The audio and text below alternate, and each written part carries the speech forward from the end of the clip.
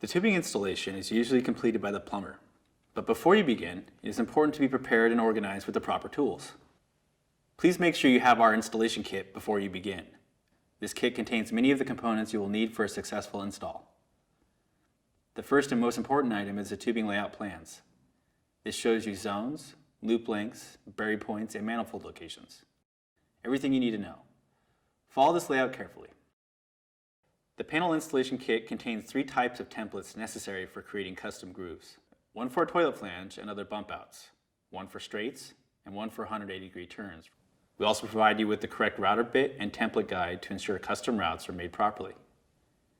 The alignment pins should have been used by the panel installer to ensure the grooves are aligned. A secondary use for these pins is to reshape damaged grooves back to their original shape. Every kit comes with an appropriate install guide that will answer most of your questions. If you purchase your tubing and manifolds from Warmboard, you will have an additional installation kit, which includes several helpful tools: a tubing cutter, repair couplers, a pressure gauge, and compression fittings. Now, in addition to the installation kits, there are a few tools you will need as well. Please refer to pages 6 and 7 of the install manual. Another critical component to ensure a successful tubing install is to use tubing from the approved tubing list found on page 5 of the install guide. Warmboard panels use 1/2-inch PEX or PEX aluminum PEX tubing. All rough plumbing should be marked out prior to tubing installation. Here I'm marking the location for a toilet flange, and I'll use this template guide to create the custom route. But you'll also want to bump out for unforeseen beams and chases. We're going to put the template down and line it up over the marking. Line up the grooves and screw down the corners. Make sure your router template guide and bit are properly attached, then begin the route.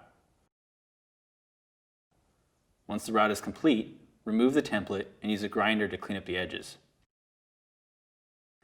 A bury point is a hole drilled through the Warmboard panel so we can supply and return the loop to the manifold. If your Warmboard panels are installed over slab, you will not need to contend with bury points as the loops will be returning through the panel. But when installing over joist or an existing subfloor, bury points are essential. Here's how to proceed. First, mark on the panel the supply and return bury points. Then indicate the loop and manifold number. To create a bury point, drill 2 holes straight down, side by side, using a 3/4 inch drill bit. This space will provide some more flexibility in directing the tubing where it needs to go. Once you've drilled all of your bury points, go back with a 4-inch grinder and smooth out the edges. The first step of your tubing installation is to mark it as either a supply or return.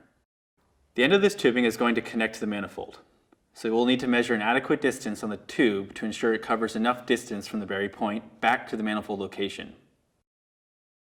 Now we'll bury the tubing right up to this mark, and from there we can start the tubing installation. You may want to use an electrician's nailer plate to help hold the tubing in place before you install the tubing into the channels.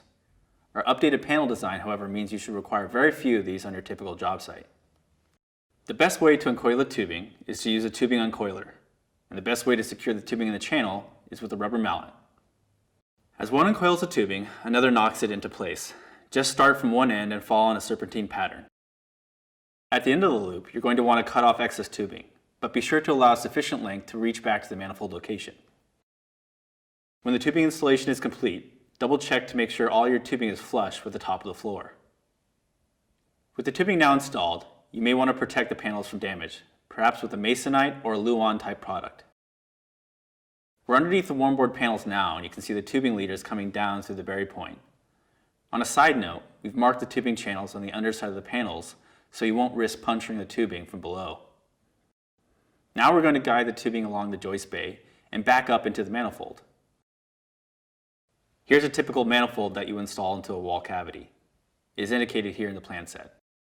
You're going to want to cut off the excess tubing and connect it to the manifold. The final step is to pressurize the system. You'll do this using a tire filler on the end of your air hose attached to this fitting. Air pressure on the line should be 100 psi for about 15 minutes. After that, dial back the pressure to 60 psi and maintain through the rest of the construction process. When ready, fill with water. Here are a few friendly reminders as you proceed with your Warmboard project. Follow the plans. Doing this will ensure the installation is fast and efficient. Use all the components in your install kit, including the installation guide. Use your alignment pins and make sure the panels align correctly. Only use Warmboard approved tubing. When installing tubing, make sure it sits flush with the surface of the panel.